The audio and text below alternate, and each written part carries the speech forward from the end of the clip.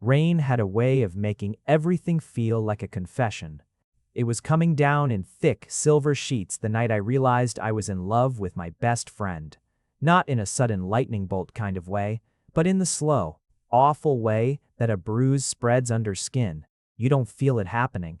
Then one day, you press the spot and the pain shoots all the way through you. I was 23 years old, sitting on the floor of my apartment with my back against the couch. A half-empty bottle of wine between my knees and my phone face down on the carpet because I couldn't stand to see Marcus's texts anymore. We'd been together 8 months. He'd just told me, with the practiced calm of someone who had rehearsed the speech in the shower, that he needed space to figure out what he wanted. What he wanted, it turned out, was his ex. I'd cried for about 40 minutes alone before I gave up on dignity and called Aaron Archer. He answered on the second ring. "Hey," he said, and his voice had that particular texture it got late at night. Lower, a little unguarded, like he'd already been half asleep. "What's wrong?" I hadn't said a word yet, just the sound of my breathing, probably ragged, probably pathetic. Lester. Not a question. A door being opened. "Marcus and I broke up," I managed. A beat. Then, the unmistakable sound of him already getting up. The creak of his mattress springs, the soft thud of feet hitting floor. "I'm coming over." "You don't have to. I'm already putting my shoes on." And that was the thing about Aaron Archer. That was the whole thing about him, condensed into those 5 words. He didn't ask if I was okay. He didn't offer platitudes through a phone screen. He just came. He always just came. He arrived 22 minutes later with a plastic bag from the convenience store down his street. 2 cans of that terrible sparkling water he knew I liked. A bag of kettle chips and a chocolate bar with sea salt. He stood in my doorway wearing a gray sweatshirt that was at least 2 sizes too large for him, his dark hair pushed back from his face in the way it went when he'd been sleeping on it. And he looked at me, really looked the way he always did, like he was taking an accurate inventory of my damage. And then he stepped inside without being invited and sat down on the floor next to me. He didn't say anything for a long time. Just opened the chips and set the bag between us and let me talk when I was ready. I'd known Aaron Archer since we were 17. That's 6 years of knowing at that point. 6 years of the specific fluency you develop with someone when you've seen all their versions, the good ones, the mean ones, the scared ones, the ones they don't show anyone else.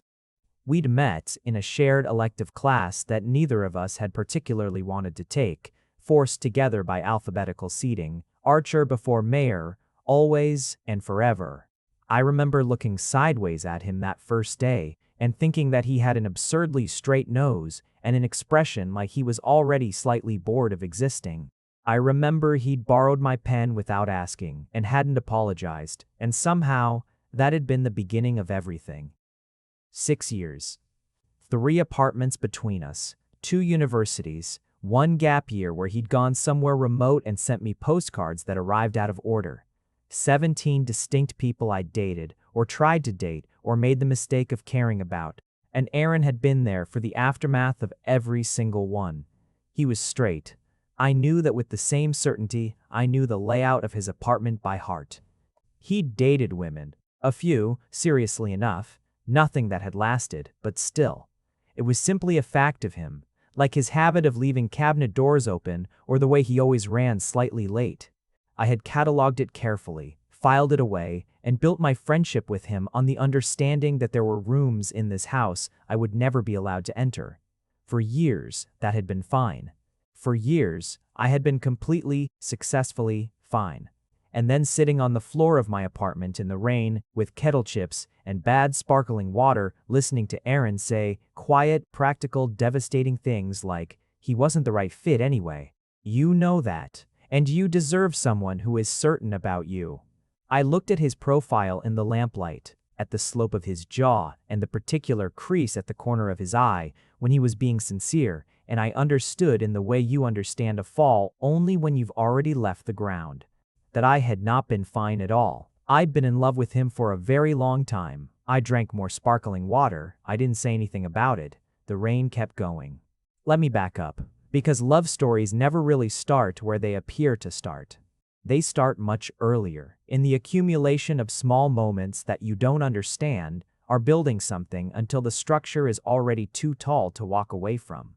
Aaron and I became friends the way people sometimes do in their teens, stupidly fast, with no caution, the way you can only do it before the world teaches you to be careful. By the end of that first semester, we were finishing each other's sentences and sharing headphones and spending whole Saturdays doing nothing in particular, in easy, unhurried silence. His parents liked me. My parents thought he was a steadying influence, which made both of us laugh because neither of us had any idea what that was supposed to mean. When I came out to him at 17, nervous in a way I can still physically remember, my palms actually damp. He had listened with his whole attention and then said, "Okay, does that change what movie we're watching?" And I had never loved anyone more than I loved him in that moment. Not romantically, just the pure overwhelming gratitude of being known and kept just the same. He was the first person I told. He's always been the first person I tell everything. We went to different universities, which was the first grief of our friendship. Not dramatic, not explosive, just the low, persistent ache of absence. But we texted constantly, called every other week, visited when we could manage it. The friendship survived because we both worked at it, and also because some connections are simply structural. They are part of the load-bearing architecture of who you are, and without them, something essential in you lists sideways. I cycled through boyfriends the way people do when they're young, and not quite sure what they're looking for. Some of them were lovely, some of them were disasters. A few were both at once, which is its own special kind of exhausting. Aaron listened to all of it, the falling in, the falling out, the post-mortem analysis. He was uncannily good at it for reasons I eventually came to understand had less to do with emotional intelligence and more to do with the fact that he was paying very close attention to what I actually needed. As opposed to what I said I needed, which are often different things, he dated too. There was a woman named Priya in his second year who he talked about with a warmth that made me like her immediately, and then didn't, and I was glad in a way I wasn't proud of. There was someone else briefly in his final year, a mutual acquaintance whose name I still can't type without a faint, uncharitable feeling. He didn't seem devastated by any of these endings. Quieter, maybe, for a while, more inward, but not broken. After university, we both ended up in the same city by a combination of deliberate choice and convenient luck. We found apartments 12 minutes apart. We fell back into the rhythm of each other like no time had passed, which is the highest compliment a friendship can receive. By the time Marcus happened, Aaron and I had lived in our respective apartments, 12 minutes apart, for almost 2 years. We had a standing Thursday dinner that migrated between our kitchens, depending on who had groceries. We watched a staggering amount of television together, arguing about endings with the passionate specificity of people who take stories personally. He had a key to my apartment. I had a key to his. I want to be clear that I had, at that point, successfully not been in love with him for 6 years. Whatever feelings had flickered at the edges in the early days had been carefully, methodically suppressed. You can do that. You can look directly at a feeling and say, this is not useful to me. This is not something I can act on. This belongs on a shelf, and not in my hands. And it works mostly. You build your life around the friendship you can have, and you learn to be grateful for it. And most of the time you are genuinely grateful, and most of the time it doesn't hurt at all.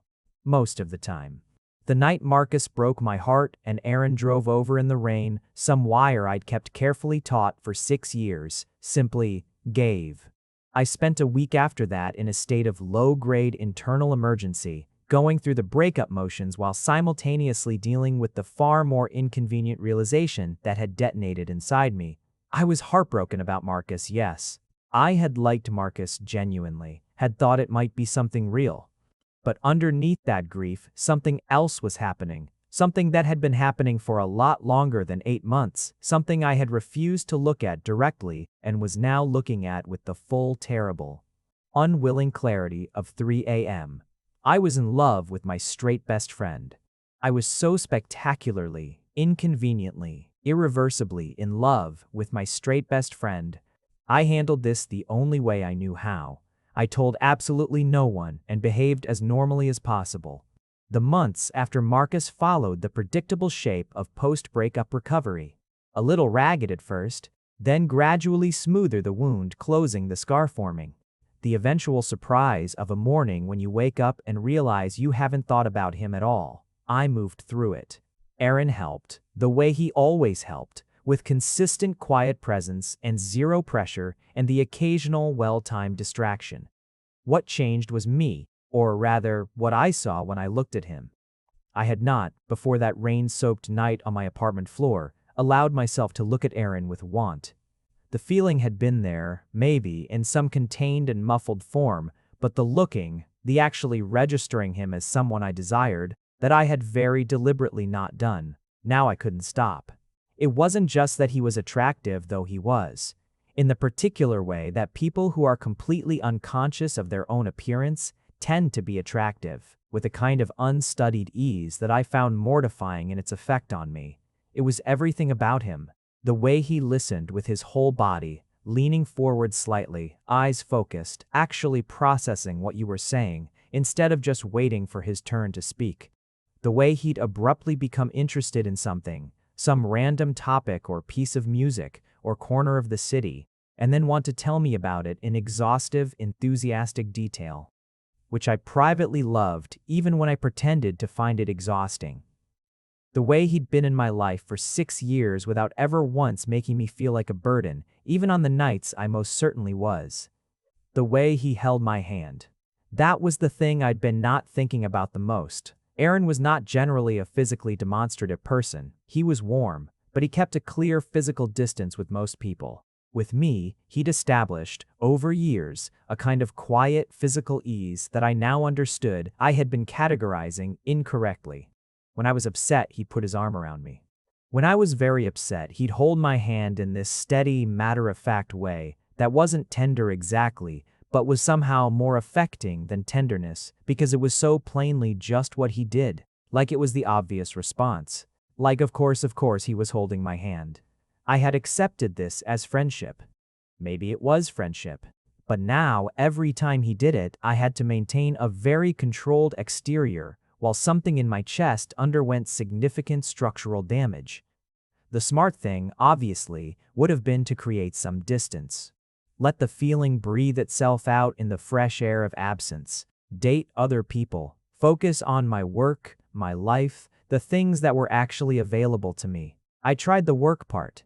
I was a copywriter at a mid-sized agency, and I threw myself into it with the focused productivity of someone with nowhere better to put their energy. I got good feedback. I took on extra projects. I stayed late sometimes, not because I had to, but because the apartment felt very large and quiet in a way I didn't know what to do with. The distance part I could not manage. You cannot distance yourself from someone who is the first person you call with good news, the only person whose opinion you actually want when you can't make a decision, the person who shows up, who has always shown up. You can't build space between yourself and someone who fills the shape of your daily life so completely that the space, when you try to make it, just feels like missing them. So I didn't create distance. I stayed exactly where I was, 12 minutes away, Thursday dinners, television and arguments, and the awful pleasant familiarity of him, and I loved him quietly and said nothing. This was not, in retrospect, a sustainable strategy. It was about 4 months after Marcus that I met Jordan. Jordan was a friend of a colleague of mine, a sculptor who worked with reclaimed metal and had a very particular kind of focused, dry humor that I found genuinely appealing. We met at a work event I'd almost not attended, talked for an hour and a half, and exchanged numbers. He asked me to dinner 2 days later. I said yes and meant it. Jordan was interesting and kind and attractive and, critically, not in love with someone unavailable. He was also interested in me, with a directness that was both flattering and faintly novel after months of wanting someone who couldn't, want me back. I told Aaron about him over Thursday dinner, a few weeks in, once I was fairly sure it was worth mentioning. I told it casually, the way I usually told him about people I was seeing. No dramatic build-up, just working it into conversation while we ate the pasta he'd made, which was always better than anything I made. I've been seeing someone, I said. His name's Jordan, he's a sculptor. Aaron was serving himself more pasta. He paused, very briefly, almost imperceptibly, and then continued. Yeah, neutral, friendly. How long? Few weeks? 3, maybe 4. And you're telling me now? I looked at him. I'm telling you now.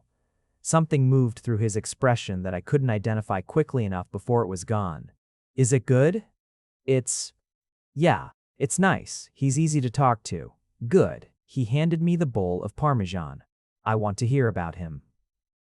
So I told him, and Aaron listened in the way he always listened, asking the right questions, engaged and interested, and he said all the right things. He seemed glad he asked about Jordan's work. He wanted details, and everything was completely normal, except for that pause, that barely there pause. I thought about it later, lying in bed. I thought, that was nothing. That was me projecting. I have been in love with this man for months, and projecting is what I do now. It's a hobby. I should take up something else instead. I went to sleep. I stopped thinking about the pause. Or I tried to. Jordan and I had been on 5 dates when Aaron first met him, and it was in the most ordinary way possible. Jordan dropped me off after dinner.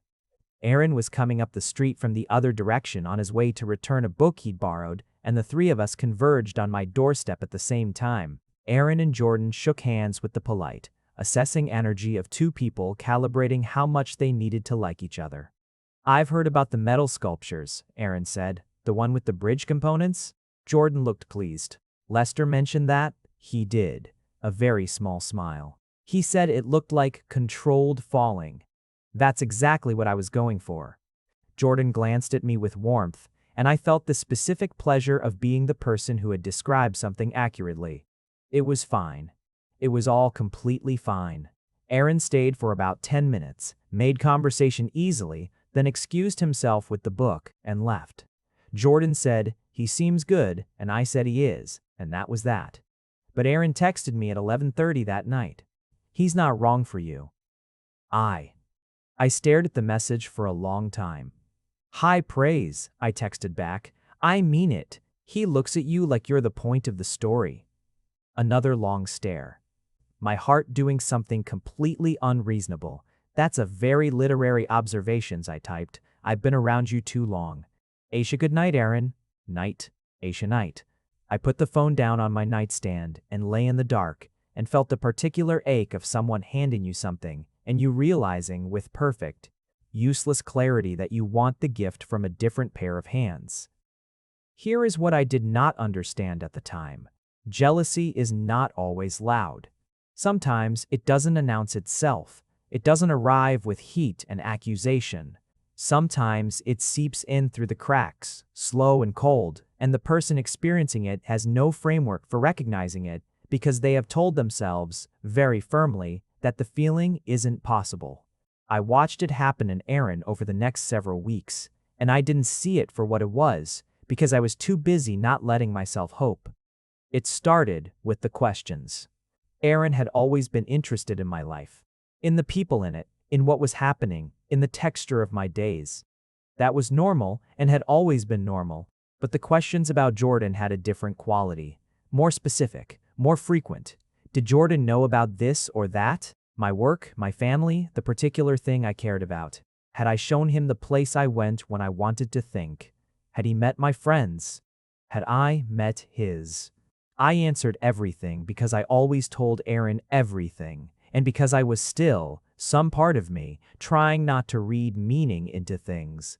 Then there were the small interferences, not obstructions, nothing so deliberate, just Aaron suddenly having more things he wanted to do on the evenings I mentioned being with Jordan. Last-minute suggestions to come over, or to go somewhere, framed casually, but timed with a precision I only noticed in retrospect. A couple of texts sent mid-evening that could have waited until morning, checking in, asking about something minor. I want to be fair, he was never unreasonable. He never said anything negative about Jordan. He was, to his own credit, consistent in his warmth toward him whenever they were in the same space, which was not often but was occasionally, a dinner I organized once, a party at a mutual friend's apartment where all three of us ended up in the same cluster of conversation. Aaron was decent and interesting, and Jordan liked him, which I found both gratifying and quietly torturous. But Aaron was also, in those gatherings, very close to me. Not in a conspicuous way, just more physically present than usual, filling in beside me when I was standing somewhere, a hand on my back for no particular reason. The particular attention of someone making sure, in some instinctive way they're not conscious of, that you know they're there. I noticed. I couldn't not notice. I was paying attention to every single thing he did with an acuity that had become, honestly, its own kind of suffering. The moment that made everything tilt happened on a Saturday afternoon in late autumn. Jordan and I had been seeing each other for about 2 months. It was going well. Genuinely, not performatively. Jordan was thoughtful and interesting, and he treated me with a care that I could feel, plainly, without having to interpret it. We hadn't said anything particular yet, nothing formal or defined, but it had the shape of something that might become real. I was in Aaron's apartment that Saturday because Aaron had somehow managed to attempt making bread from scratch, and the results had been experimental, and I'd come over to eat his experiment and be honest about it. We were in his kitchen, both of us leaning on the counter, and the bread was actually not bad, and we were arguing about whether lukewarm counted as warm or was its own separate temperature category, which is the sort of argument we had. My phone buzzed, a message from Jordan, something about plans the following weekend. I read it and smiled. Involuntarily, just the small automatic smile of someone whose day has been improved by an unexpected message. When I looked up, Aaron was watching me. Not studying, not analyzing, just watching, with an expression I had never seen on him before. Or rather, I had never seen it aimed at me before. It was something quieter than the way he usually looked at things, something unguarded. And then he looked away, back at the bread, and said something about weekend plans, and it was gone as if it had never been. But I had seen it. I stood in his kitchen with my heart behaving badly and told myself, very firmly, that I was seeing what I wanted to see and not what was there. I told myself that for another 3 weeks. The thing that finally broke the surface happened not with fanfare, but with a Tuesday evening that had seemed entirely ordinary right up until the moment it wasn't. I'm starting there, at the ordinary Tuesday, because it's the real beginning of the part of the story that changed everything. Jordan and I had dinner. His place this time, a small apartment that smelled pleasantly of metal and paint and coffee. We'd been doing this long enough now to have accumulated the easy domestic rhythm of people who have stopped needing to perform for each other. After dinner, he'd been working on a small piece at his work table while I read on his couch, comfortable enough to not need to fill the silence. At some point, I looked up from my book and watched him work. The way he'd go very still in concentration, then make a small decisive movement, then still again. And I thought, I like you. I genuinely like you. And there was warmth in that, real warmth, and also a faint underscore of sadness. I couldn't quite evict because I knew who I was still thinking about underneath it all. I went home around 10. Jordan walked me to the door of his building and we stood there for a moment in the cold night air and he said, I like how easy this is. And I said, me too, and meant it. And he kissed me, and I kissed him back, and it was good and warm and real, and I walked home feeling the specific exhaustion of wanting 2 things at once, one of which I was allowed to have.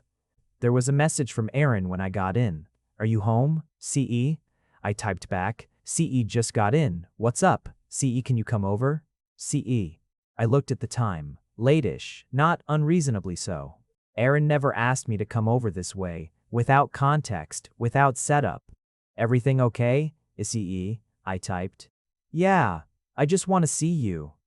The words settled into me in a way that I could not rationally interpret. They were the words of a friend who missed you and happened to be awake. That was all they were. I went anyway, because I always went. His apartment was warm and slightly disorganized in the particular way it got when he'd been preoccupied. Dishes not quite done, a book left open face down on the floor, a jacket abandoned over the back of the couch. I knew this apartment like my own hands. I'd been here in every version of its disorder.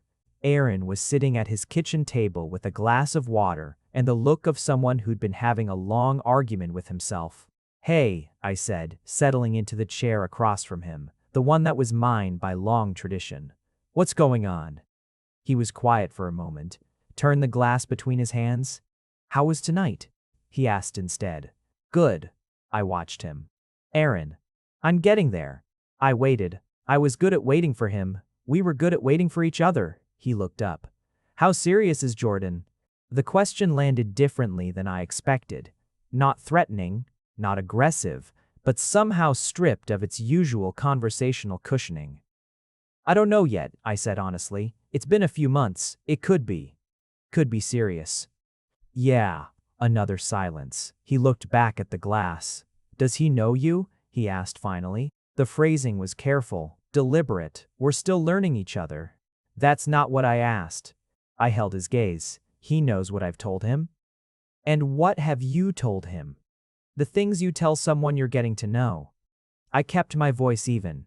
"Aaron, what is this?" He didn't answer right away. The silence had a texture to it, the texture of something trying to get out. "I don't know," he said finally. I've been trying to figure out how to say something, and I don't have the words for it. My heart was doing something complex and unwanted. "Take your time," I said. My voice came out steadier than I felt. He pushed the water glass to the side, looked at me, really looked, that direct inventory, taking attention I knew so well, and said, "Something feels wrong." I waited.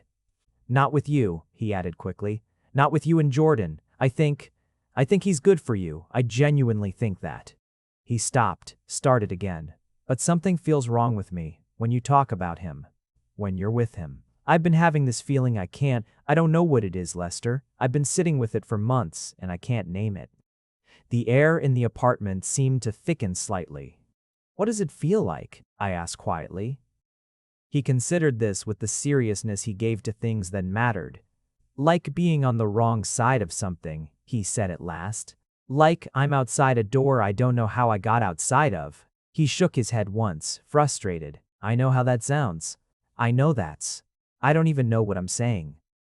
I knew what he was saying. I had known, in some locked-away part of myself, for months. But I was not going to say it for him. Some things had to be arrived at in a person's own time, under their own power. "When did it start?" I asked. Something moved through his expression. "I've been trying to figure that out." He looked at me with something like reluctance. "I think it was the night Marcus broke up with you." The room was very quiet. I waited. "You called me," he said, "and you sounded. The way you sound when you're really hurt, that specific sound. And I was in my car before I'd finished the thought. And I sat with you all night and I was glad to. I wanted to be there." He paused. "But something else was there too, something I didn't look at. And then Jordan happened, and I looked at it, and I still didn't know what it was, but it got louder." He ran a hand through his hair, exhaled. "I think I've been afraid to know what it is," he said. "Because it doesn't." Another stop. "It doesn't fit anything I thought I understood about myself." I kept my voice careful, soft. "What do you think it is?" He looked at me. For a long, suspended moment, neither of us said anything. "I think," he said slowly, like someone taking weight-bearing steps onto uncertain ice, "that I might not be as certain about myself as I thought I was." I held very still, let him have the space around the words. "And I think," he continued, quieter now, "that it has something to do with you, specifically." My hands were resting flat on the table. I was very aware of them. I didn't move. "Tell me," I said, and my voice was barely above a soft level. He looked at his hands, then at mine, then back up at my face, and the expression on him was the most undefended I had ever seen it. All the habitual composure gone, something underneath it that was almost afraid. "I miss you," he said, "when you're in the next room. I've missed you for months while you were sitting right there. And when you smile at your phone because of Jordan, I feel something I don't have a word for, that I don't want to feel, and I don't want to feel it, because you're happy you deserve to be happy." But it's there, and He stopped. Lester. Yeah. I think I need to say something, and I think it might ruin everything, and I can't not say it anymore. It won't ruin everything, I said. Not a promise exactly, just a truth. He looked at me for a long time. I love you, he said. And I don't mean, I do. I mean, that's always been true, but this is. He stopped and tried again. I think I'm in love with you. I think I've been in love with you for a long time, and I've been calling it something else, and I don't think I can do that anymore. The apartment was very, very quiet. I looked at Aaron Archer across the kitchen table of his apartment at something past midnight, and I thought of 6 years. 6 years of Thursday dinners and borrowed pens, and his hand holding mine through every broken thing. I thought of the night in the rain, the floor of my apartment, the sparkling water and the kettle chips, and the 22 minutes it took him to get there. I thought of all the years I had built walls between myself and this feeling, because I had been so certain, so completely certain, it had nowhere to go. How long? I asked. My voice came out strange. He let out a breath. Honestly, I think since before I knew to call it that, I thought it was just how I felt about you as my best friend. I thought that was normal. A quiet, rueful exhale. Turns out it might not be normal. No, I agreed. It's not exactly typical. Something flickered in his expression, a kind of desperate, uncertain hope that I had never seen on him before. Lester. Yeah. I need to know if I've made this. I need to know if I've made things terrible. I looked at him, at this person who had been the architecture of my days for 6 years, who had come in the rain, who had never, not once, made me feel like too much. I've been in love with you, I said, since the night Marcus broke up with me and you arrived with sparkling water and chips and didn't say anything and just sat with me on the floor. He stared at me. Actually, probably longer than that, I added, but that's when I knew. He stared at me for a long, breathless moment. You've been. He stopped. For months. For months. For months. And you didn't say anything. You're straight, I said. Or I thought you were. I didn't see a point in. I'm apparently not, he said, with a helpless quality in his voice that I might have found funny if my heart weren't currently attempting something acrobatic. Or, I don't know what I am, I haven't had time to figure out the vocabulary, but I know what I feel, and I feel. He stopped, looked at me very directly. I feel you. That's the only way I can put it. You are the thing I feel when I look for what matters. I sat with that for a moment. Jordan, I said. He nodded, immediate and serious. I know. I have to be honest with him.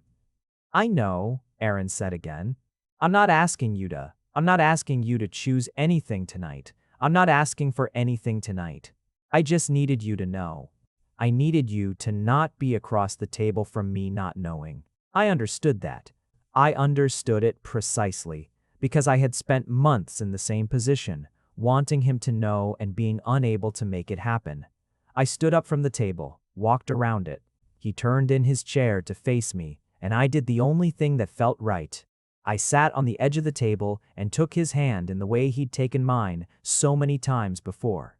Steady and plain and certain. He looked at our joined hands, looked up at my face. This is terrifying, he said. I know, I said, for me too. I don't want to lose you. You're not going to lose me. But I might have just. Aaron. I squeezed his hand once. You haven't lost me. Whatever happens next, you haven't lost me. He looked at me for a long time. Then some of the tension in him released, gradually, like a knot working itself loose.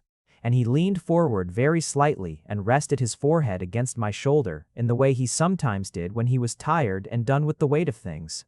And I let him, and I put my other hand carefully on the back of his neck, and we stayed like that for a while. The night felt enormous around us, full of what had just been said and what it meant. I spoke to Jordan the next day. It was one of the harder conversations I've had because Jordan was genuinely good and had done nothing wrong. And the only honest thing I could say was that my feelings had led me somewhere else, which was both completely true and completely inadequate as an explanation. He listened without interrupting, which was characteristic of him. When I finished, he was quiet for a moment. Is it him? He asked. The best friend? I didn't insult him with deflection. Yes. He exhaled slowly. How long? A while. Another pause. I knew something was there, he said, not unkindly. There was always something when you talked about him. I thought it was just close friendship. I thought I could. He stopped. Then, is it mutual? He told me last night. Something moved through his expression that was sad without being bitter, the look of someone who has understood a situation and made peace with it faster than they'd like. Then you should go figure that out, he said. I told him I was sorry, and meant it in a way that had nothing to do with guilt and everything to do with genuine regret for real warmth gone in the wrong direction. Take care of yourself, Lester, he said when we parted. I did, and he was. What followed with Aaron was not. I want to be clear about this. A smooth and easy transition. It was not one conversation, and then everything was different. It was more complicated than that, and slower, and sometimes strange. Aaron was working through something real, a recalibration of his understanding of himself, of what he wanted, of who he was attracted to, and what that meant. He was, as he'd said that night, encountering parts of himself he hadn't had vocabulary for, and that takes time and space to move through honestly. We talked, more than we had before, which was already a lot. We talked about the mechanics of what he was discovering, about desire, about identity, about the particular disorientation of realizing a category you'd assumed about yourself was wrong. He wasn't defensive about it. He approached it the way he approached most things, with directness and a refusal to be dishonest with himself. I'm not confused, he said once, a couple of weeks after that night. I want to be clear about that. I'm figuring things out, but I'm not confused about what I feel. What I feel is very clear. What do you feel? I asked. You, he said, simple as anything. Just you. We were not yet more than what we had always been. We had not kissed, had not crossed whatever lines separated where we'd always lived from somewhere new. That was deliberate. His deliberateness, mostly, the carefulness of someone who wanted to be sure they were walking toward something real and not just toward the relief of the feeling. I respected that. I had spent months in my own version of the same careful holding back, and I knew what it meant when you were trying to be honest with yourself before you were honest with anyone else. But things had shifted. The air between us was different, fuller somehow, and at the same time more open, the way a room feels when you open the windows. He touched me more.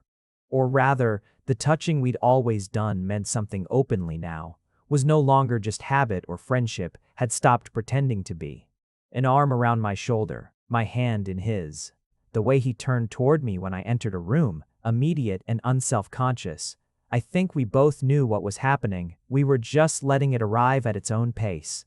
The kiss, when it happened, was in the most mundane possible setting, which felt entirely appropriate for us. It was a Sunday morning. He was at my apartment because we'd been watching a series for the past several weekends, working our way through it in installments, and it was raining again. Of course it was raining.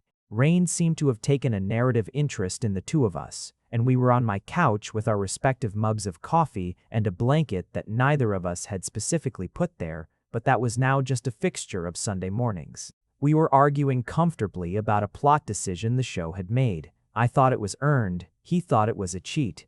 We had both thought about this more than the writers probably had, and at some point, I looked over to make a point and he was already looking at me and I lost the thread of what I was saying. He was very close on the couch. We were almost always this close on the couch. It had always been casual and now it was not, and we both knew it was not. The argument dissolved. He said my name once, quiet, and then he leaned forward and kissed me, and it was careful at first, and then not careful, and it tasted like coffee and 6 years of arriving in the rain. And it was one of those moments when you understand that some things cannot be prepared for, no matter how long you spend preparing for them. Because the reality of them is simply too much for any amount of anticipation to contain. When we stopped, he rested his forehead against mine, in the way he'd rested it against my shoulder that night in his kitchen, and neither of us said anything for a while. Okay, he said finally, quiet and almost wondering. Okay. Yeah, I agreed. That's been. He stopped. A long time, I finished. A low exhale against my face, something in it that was almost a laugh. Yeah. I pulled back far enough to look at his face, which I had looked at so many times, which I could have drawn from memory, which was now tilted toward mine with an openness I had never seen there before. Hi, I said. The corner of his mouth moved upward. Hi, how are you doing? Honestly, he considered. I feel like I'd been behind a door for a very long time and someone finally opened it. I thought about what he'd said that night in his kitchen, being on the wrong side of something, outside a door he didn't know how he'd gotten outside of. I thought about how maybe we'd both been on the wrong side of the same door for the same years and hadn't known it. Welcome in, I said. He put his arm around me and drew me closer on the couch, and the rain kept going outside, and the television sat forgotten and unplayed, and we stayed there for a very long time. I want to say that it was easy after that, and in many ways it was, because the foundation was already there 6 years deep. And we didn't have to learn each other from scratch the way new people do. We already knew each other's rhythms, moods, appetites, irritabilities. We knew when to push and when to leave things alone. We had the language, already built, already fluent, and all we had to do was add a new vocabulary to it. In other ways, it was its own education. Aaron was, as he'd said, navigating something real about his own identity. Not in crisis, but in honest discovery. He read things. He asked questions, of me and of himself, with the methodical curiosity he brought to everything he decided to understand properly. He talked to people he trusted. He did the work of actually knowing himself, rather than simply assuming he'd known himself already. I found that one of the things I loved most about him. There was one evening, maybe 2 months in, when he went quiet in a way that I recognized as productive, the quiet of active processing, not withdrawal. What? I asked. I'm thinking about whether this changes things about how I see my past, he said. Like, looking back. Whether I missed things. And, maybe. He thought for a moment. Maybe there were things I interpreted differently because I didn't have the frame for them. Or maybe not. Maybe this is genuinely new, genuinely you. He looked at me. I don't know that it matters which. What I know is what I feel now.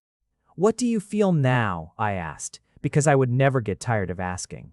Complete, he said. Like something was always slightly off, and now it's right.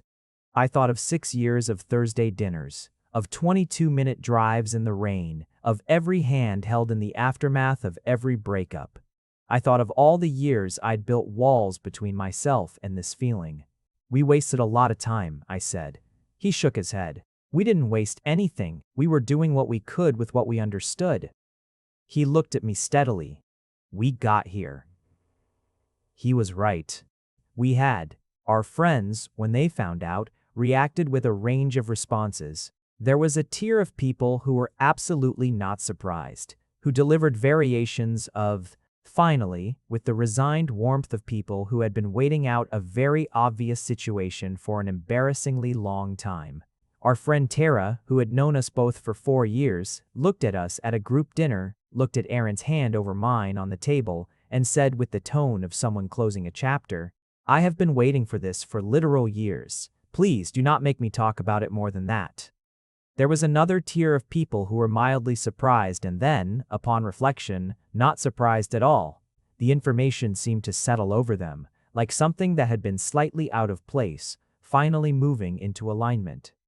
There were a few who were more surprised about Aaron specifically, who had known him as straight, who needed a moment to recalibrate, and he handled those conversations with the same directness he applied to everything. He wasn't defensive or over-explaining. He just said simply that he'd learned something about himself, and here he was. Most people adjusted quickly. A few took longer. He was patient with all of them. I loved him for that too. I was adding entries to the list at a rate I found both excessive and completely out of my control.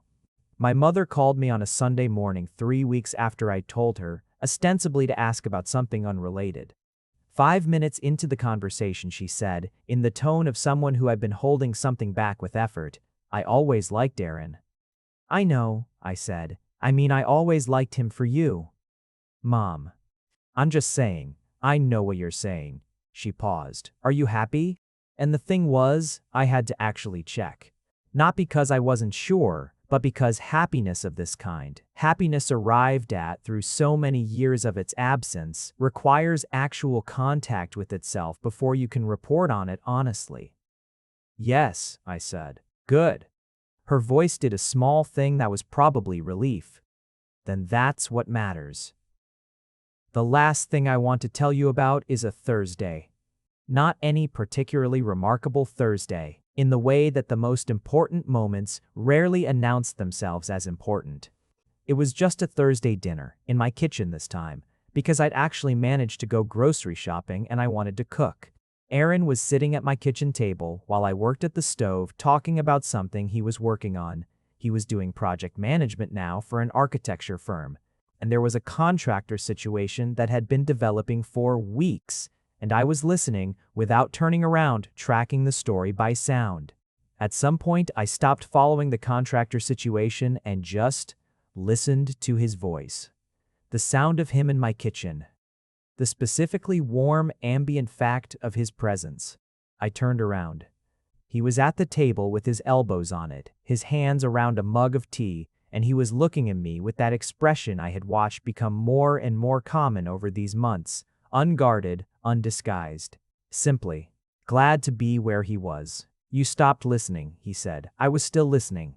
You had the face you make when you're thinking about something else. I have a face for that. You have a face for everything." He tilted his head slightly. "What were you thinking about?" I turned back to the stove, stirred something that didn't need stirring. "I was thinking," I said, "that 6 years ago I thought this was something I would never have, and now it's Thursday, and you're at my kitchen table, and it's just regular. It's just my life." A short silence. Then, "Does that feel like enough?" I thought about the question seriously, the way it deserved. "It feels like more than I knew how to want," I said. I heard him push back from the table. Heard him cross the kitchen in the way I could have mapped without looking, the particular cadence of his walk in my apartment that I knew as well as I knew anything. He came up behind me and put his arms around me from behind and rested his chin on my shoulder, careful around the stove. Which was the kind of practical affection that I found more moving than romance, and we stood there while something on the stove bubbled gently. "I used to think," he said quietly, close to my ear, "that what I felt for you was just what friendship felt like. That this was normal. That this was how you felt about your best friend. This specific everything." He paused. I think I chose to believe that because the alternative was harder to hold. "I know," I said. "I did the same thing. In the other direction. We're very similar. We're infuriating." He exhaled against my neck in a way that was warm and close to a laugh.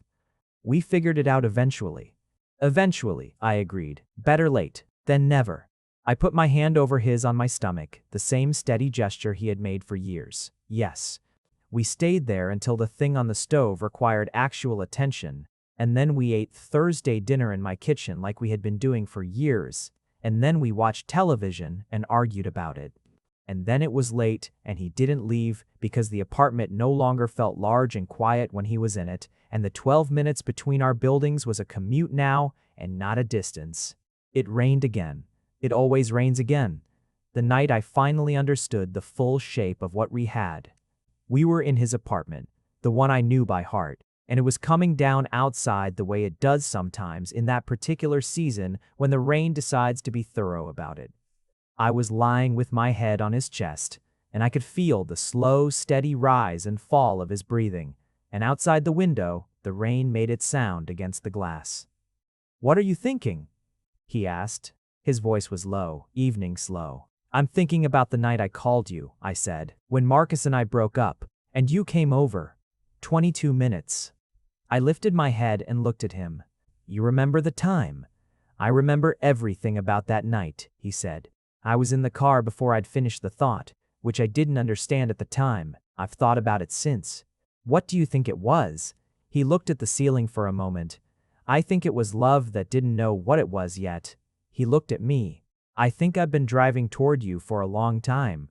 I put my head back down on his chest, listened to his heartbeat. I called you first, I said. Out of everyone I could have called. You always call me first. I always will. A long, warm quiet. The rain. I wasted so much time, I said, not for the first time, being afraid of what you could be to me. We both did, he said. But Lester. Yeah. Look where we are. I thought about it. I thought about it. About the specific geography of us, his apartment, his arms, this particular Thursday night that would become Friday morning, all the Thursdays to come, all the rain. I thought about everything it had taken to get here, every breakup I'd called him through, every midnight drive, every hand held and every aftermath, every feeling I'd carried for years without naming it because naming it felt like too much to survive. And I thought, look where we are. Yeah, I said. His arm tightened around me slightly. The same small, calibrated hold he had always known how to give.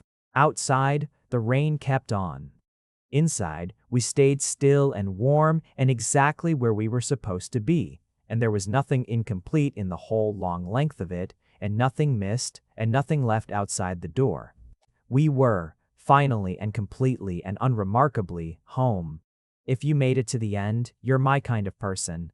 Leave a subscribe, comment down your favorite part of the story, and if you want early access to videos, exclusive content, or just want to support the channel, make sure to join our Patreon. Link is in the description. Even one member genuinely means the world to me. See you in the next one.